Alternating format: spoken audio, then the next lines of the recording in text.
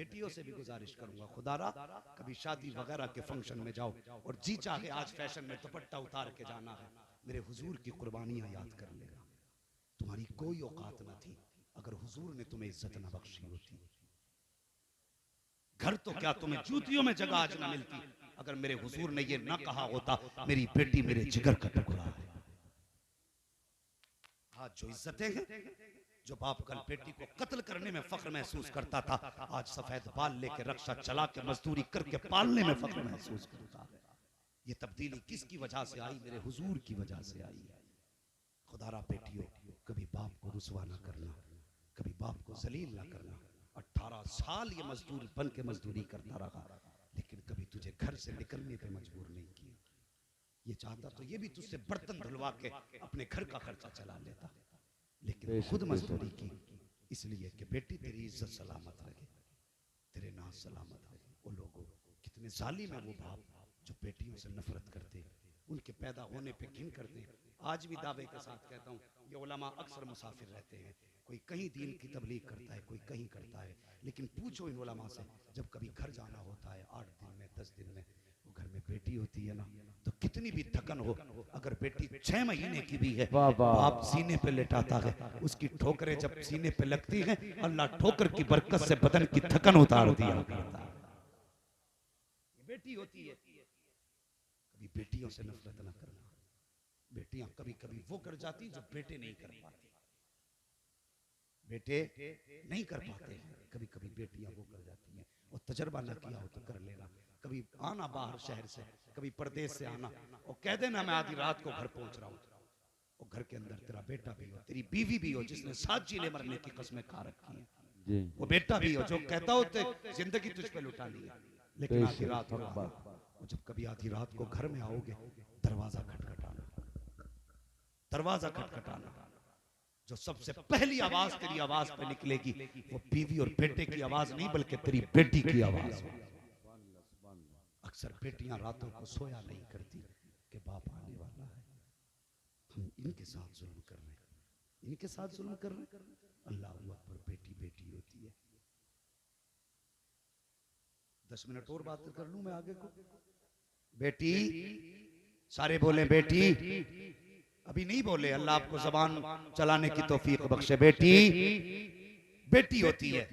हाँ याद रखे ना, एक मर्तबा ना मेरे हुजूर खाने काबा में तवाफ, वो नमाज पढ़ने में मसरूफ थे। मैं बहुत ज्यादा वक्त नहीं लूंगा, मुफ्ती साहब के बिला भी काफी टाइम से बैठे हुए थे। हुजूर नमाज में मसरूफ थे। अबू जहल अपने यारों के साथ खड़ा था और हुजूर को नमाज पढ़ते देखा ना, तो उसने कहा कि फला मकाम पे ऊंट ज़िबा हुआ है, कोई जो ओझड़ी ला के माज़अल्लाह मोहम्मद के सर पे रख दे। तो उसके यारों में एक यार उकबा बिन अबी मुईत का नाम था, वो हट्टा कट्टा लईम शहीद था। उसने कहा इतनी सी बात, अभी गया लेके आया। वो गया, उसने ओझड़ी उठाई, लाया, हुजूर सजदे में थे, मेरे हुजूर के सर और शानों के बीच लाके मैंने उसको रखा। बहुत भारी ओझ था, ऊंट का ओझ था। अब हुजूर का सर सजदे में है, उठ नहीं रहा है। अल्लाह अकबर। एक सहाबी वहीं पे खड़े थे, कहते मैंने खींचने की कोशिश की लेकिन इतनी वजनी थी कि अकेला ना खींच सका। कहते मैंने बहुत मेहनत की, जब नहीं खींच पाया तो कहते फिर मैंने दौड़ लगाई। जाता तो कहाँ जाता, कोई यारो मददगार भी नहीं था, कोई हमारा पुरसाने हाल भी नहीं था। फरमाते मैंने दौड़ लगाई, हुजूर के घर गया, दरवाजे पे दस्तक दी, अंदर से अम्मा खदीजतुल कुबरा की आवाज आई। कौन? कहा कि मैं आया हूँ। नाम बताया, कहा किस लिए आए हो? कहा कि कुछ जालिमों ने हुजूर के सर पे ओझड़ी डाल रखी है, सरकार का सर सजदे में है, अब सर उठ नहीं रहा है, मुझसे ओझड़ी नहीं हट रही है। अभी इतनी बात कही थी कि खातून जन्नत सैयदा फातिमा ज़हरा ने उसी 6 साल की उम्र में, 55 की उम्र शरीफ में आपने अपने ऊपर चादर तत्हीर को डाला, पर्दे के एहतमाम से निकली, दौड़ करके हरम शरीफ में आई है जहाँ मुस्तफा के ऊपर ओझ रखा है ऊंट का। आने के बाद कोशिश की जा रही है। वो सहाबी कहते मैंने ओझड़ी खींची है, दूसरी तरफ से हजरत फातिमा ने धकेला है। कहते बमुश्किल तमाम ओझड़ी हटी, लेकिन जैसी हुजूर की कमर से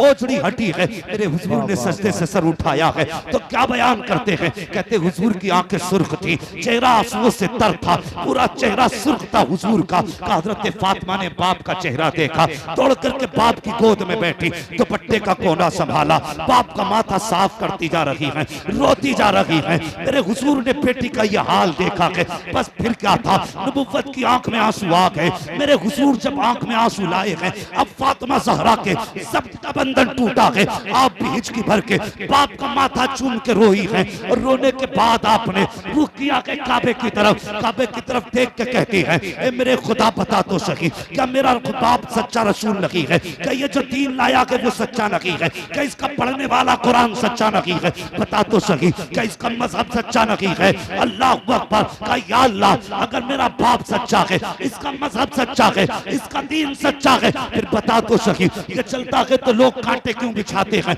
ये बोलता है तो पत्थर क्यों मारते हैं? ये सजदे करे तो ओझ क्यों डालते हैं? ये कहते कहते हजरत फातिमा ने दौड़ लगाई और खिलाफे काबा को जाके सीने से लगाया और लिपट के कहती है, या अल्लाह, एक बेटी की इल्तिजा है कि जितनों ने मेरे बाप के ऊपर ओझ डालने की साजिश की है, मेरे मालिक ने जमीन पर रहने का अधिकार नहीं है, इन्हें जीने का हक नहीं है। इतनी बात हजरत फातिमा ने कही है। मेरे हुजूर ने अपनी जगह छोड़ी है, दौड़ करके खातून जन्नत को सीने से लगाया, फरमाया, फातिमा अगला जुमला ना बोल देना, अगला जुमला ना बोल देना, वरना इनकी नस्लें मिट जाएंगी। और मोहम्मद मिटाने नहीं आया, बल्कि मिटते हुए को जमाने में बचाने के लिए आया।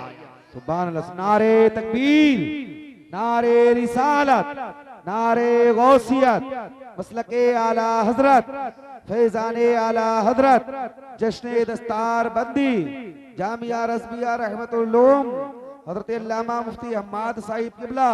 सुभान अल्लाह। सुभान अल्लाह। खातून जन्नत की ज़बान से निकली दुआ थी। इतना तो कह चुकी थी ना, इन्हें जमीन पर रहने का हक नहीं। मशीयत का नकीब आवाज दे रहा था, फातिमा सब्र कर, बद्र का मैदान सजने दे। खुदा की कसम, पूछो इन उलमा से, बद्र का मैदान सजा। जितने उस साजिश में शामिल थे, बद्र के मैदान में दुनिया ने देखा, उनके सर कहीं तड़प रहे थे, धड़ कहीं तड़प रहे थे। हज़रत फातिमा ज़हरा की बद्दुआ का नतीजा था। वो खुदारा, बेटियों से प्यार करो, बेटियों से मोहब्बत करो। कभी कभी बेटे वो नहीं कर पाते जो बेटियां कर जाती हैं। बेटियां कर जाती हैं। जब दुख में दुनिया साथ छोड़ेगी, तेरी बेटी तेरा साथ देगी। जब तू लिक्मे को तरस जाएगा, तो बेटी तुझे खाना खिलाएगी। जिसे तूने जायदाद ना दी, जिसे तूने हक ना दिया, जो शरीयत ने मुकर्रर किया था, खुदा की कसम, वो जिंदगी में कभी तुझसे नहीं कहती, अब्बा मेरा हक खा के मर गया। कभी नहीं कहती। बेटी तो बेटी होती है सारी जिंदगी, और तुम उसका लाख हक खा जाओ, फिर भी वो तुम्हारे लिए जान देने तैयार रहती है। वो जानती है ये जमीन कुछ भी नहीं, मेरा बाप सब कुछ है। वो जानती है जायदाद कुछ भी नहीं, मेरा भाई सब कुछ है। खुदारा, इन बेटियों के साथ जुल्म न करो। और जो घरों के अंदर किसी की बेटी को सताते हैं, सिर्फ एक बात का जवाब दे दो। कोई बंदा ऐसा है जो ये चाहता हो कि मेरी बेटी को ससुराल में जाके गालियां मिले? नहीं है कोई बेटा, कोई बाप ऐसा है जो ये चाहे मेरी बेटी को ससुराल जाके ताने मिले? कोई नहीं चाहता। तो सुनो, अगर तुम ये चाहते हो कि ससुराल में तुम्हारी बेटी को इज्जत मिले, तो ये कानून अपना लो, तुम दूसरे की बेटी को इज्जत दो, अल्लाह तुम्हारी बेटियों को इज्जत अता फरमाए। तुम दूसरे की बेटी को इज्जत दो, अल्लाह तुम्हारी बेटी को इज्जत देगा। बेटियों की इज्जत करो, बेटियों की कदर करो। माँ आता कुमर रसूल फखुजू, लोगों मेरा महबूब जो तुम्हें दे वो ले लो। हुजूर ने बेटी को रहमत बना के पेश किया, रहमत बना के पेश किया। और कितने प्यारे अंदाज में हुजूर ने फरमाया, जिसको खुदा ने 3 बेटियां थी, उसने पाला पोसा, इज्जत से रुखसत किया। हुजूर फरमाते हैं उसको जन्नत की जमानत में दे रहा हूं। 2 वाला खड़ा हो गया, हुजूर 3 बेटी वाला जन्नती, मुझ पे तो 2 ही रह गई। मेरे हुजूर ने फरमाया कोई बात नहीं, खुदा के करम का जो दरिया है वो महदूद नहीं है, उसके खजानों में कमी नहीं। हुजूर फरमाते हैं अगर 3 वाला जन्नती है तो 2 बेटियों वाला भी जन्नती है। और जब 2 बेटी वाला जन्नती हो गया तो फिर 1 वाला भी खड़ा होगा। लगता है मेरा भी काम बन ही जाएगा। खुदा की कसम, वो जानते थे कौन देता है, देने को मुंह चाहिए, देने वाला है सच्चा हमारा नबी। सारे बोले देने वाला है सच्चा हमारा नहीं नबी। अल्लाह अकबर। 1 वाला भी खड़ा हो गया, हुजूर मुझ पे तो 1 ही बेटी है, हुजूर ने फरमाया जा 3 वाला भी जन्नती, 2 वाला भी जन्नती, 1 वाला भी जन्नती है।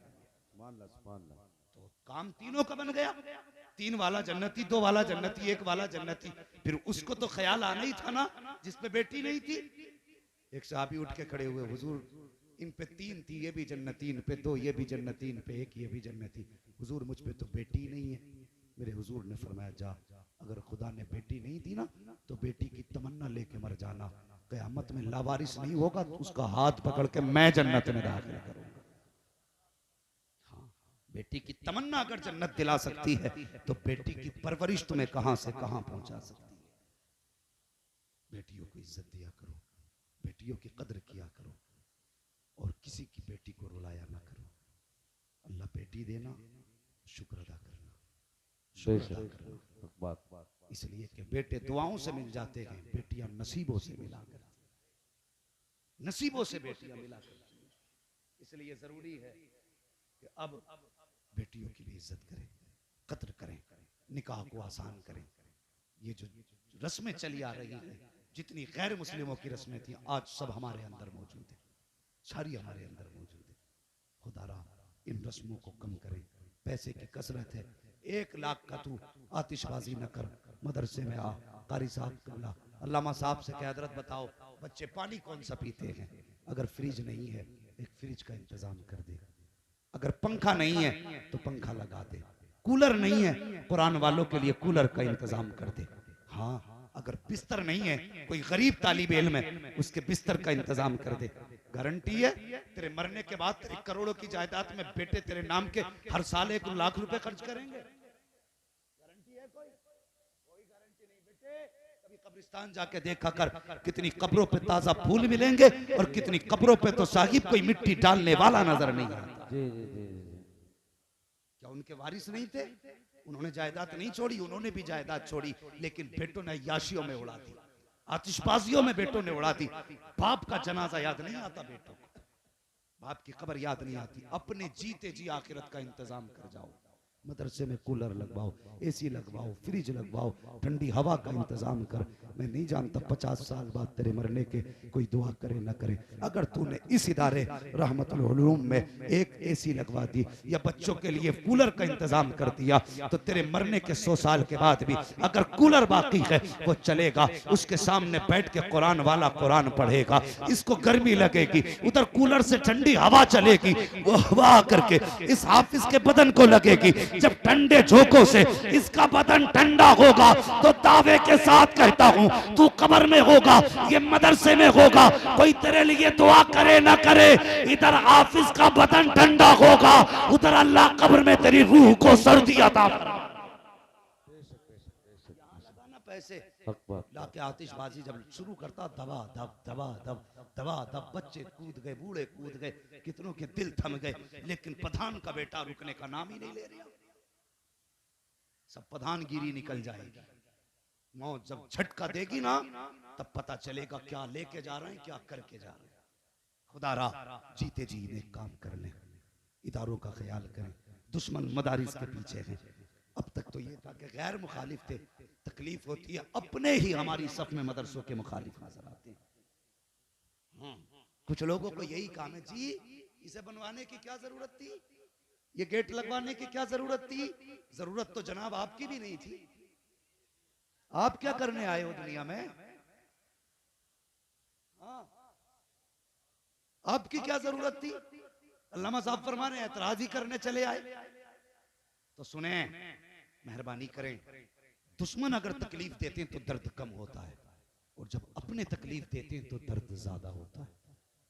लॉकडाउन के कुछ इदारों की खबरें मौसूल हुई कि जिन्होंने उलमा ने दुनिया बंद होने के बावजूद कुरान बंद नहीं किया, छुप के कुरान पढ़ाते रहे, घर में कुरान पढ़ाते रहे, बिस्तर में कुरान पढ़ाते रहे। लेकिन कुछ जालिम ऐसे भी थे जिनको पता लगा यहाँ कुरान पढ़ाया जा रहा है, ऐसे कुत्ते दलाल जो 500-500 रुपए पे पुलिस वालों के हाथ बिक जाया करते हैं, 2-2 हजार में अपनों को बेच दिया करते हैं, ऐसे ही कुत्तों ने फोन उठा करके पुलिस वालों को खबर दी कि इसके घर में कुरान पढ़ाया जा रहा है। पुलिस आई, पढ़ाने वाले को ले गई, बच्चों पे सख्ती की। मुझे बता तो सही, तेरे रोकने से क्या कुरान रुक पाया? तेरे टोकने से से क्या पढ़ाने वाले रुक पाए? खुदा की कसम सुबह कयामत तक न कुरान रोका जा सकता है, न कुरान वालों को रोका जा सकता है।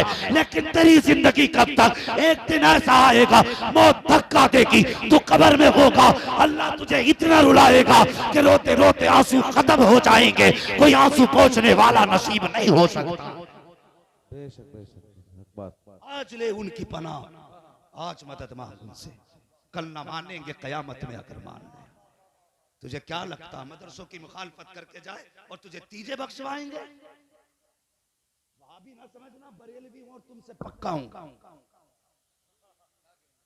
हाँ, हुजूर के कुरान की मुखालफत करे और 40वां बख्शवाए, खुदा की कसम कलमा उसी की शफाअत करेगा जिसके साथ मुस्तफा होंगे।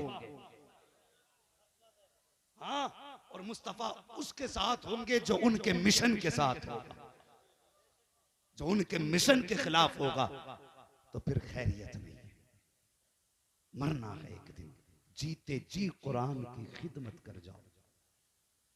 बिला वजह में मुफ्ती साहब इस्माइल साहब हमारे सरों के ताज, सारे उलमा के सर के ताज, जितने मिंबर पे यहाँ सबके सर के ताज हैं। पूछिए इनसे, ये बताएंगे कि जो उलमा और इल्म दीन की मुखालफत करते हैं उनके खात्मे ईमान पर नहीं हुआ करते।